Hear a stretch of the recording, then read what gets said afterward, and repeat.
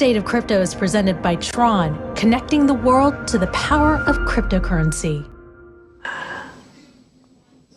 All right, let's check in with CoinDesk Global Policy and Regulation Managing Editor Nick Day, who is also the editor of CoinDesk, the State of Crypto newsletter, with me in the studio. Welcome, Nick. How's it going? Great to see you here. All right, so yeah, the big news of the morning is that the U.S. SEC is slapping Kim Kardashian for promoting EthereumMax. Honestly, I think the only real surprise is that it took them this long to get around to it. I mean, we've seen this before. We've seen, all sorts of famous artists who get paid in crypto to pump that crypto, get slapped with, fines from the SEC for not disclosing it. It seems the exact same thing happened here. And honestly, I have not heard of EthereumMax prior to or after she did that, those Instagram posts. So.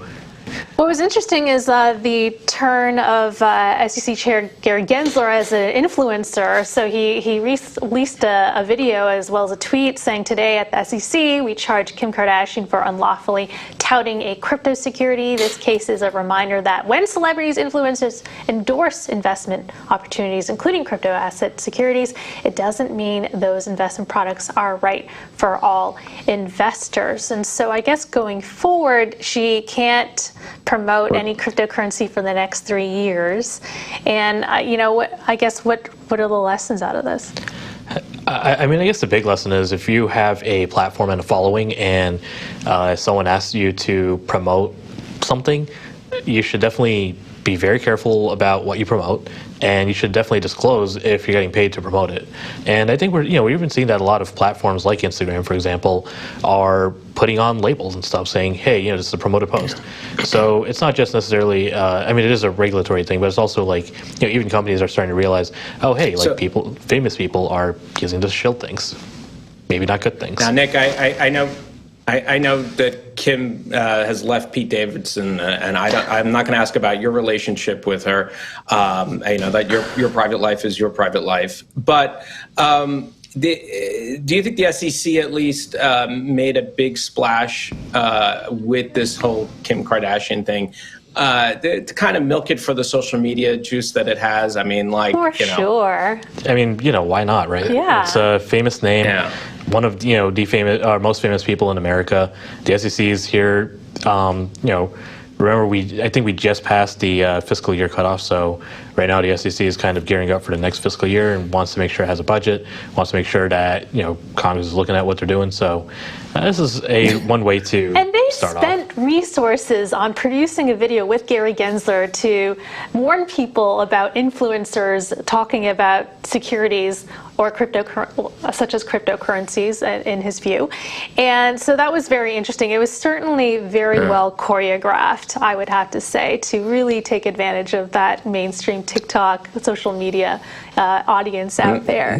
And plus, for Kim Kardashian, I think this is pretty much a slap on the wrist. She's got $1 billion empire.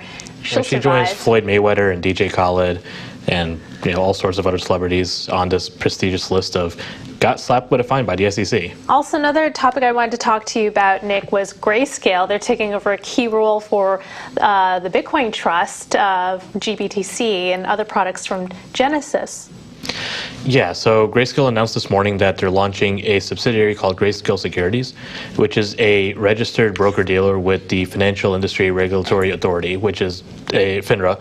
It's a SEC-tied self-regulatory organization that oversees a lot of securities administration for a lot of companies.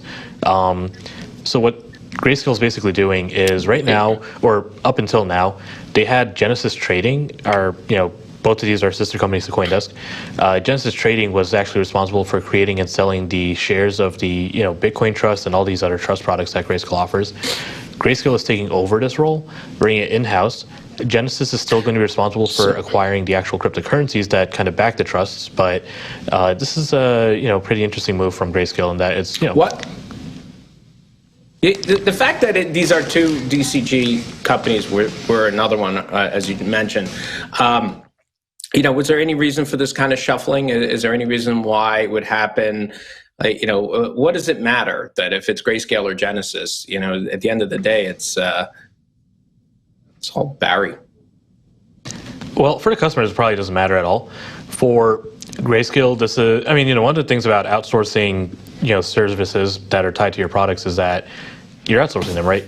You don't necessarily have direct oversight. So it could be that Grayscale just wants to have slightly greater control, slightly greater ability to oversee and manage this product that it offers.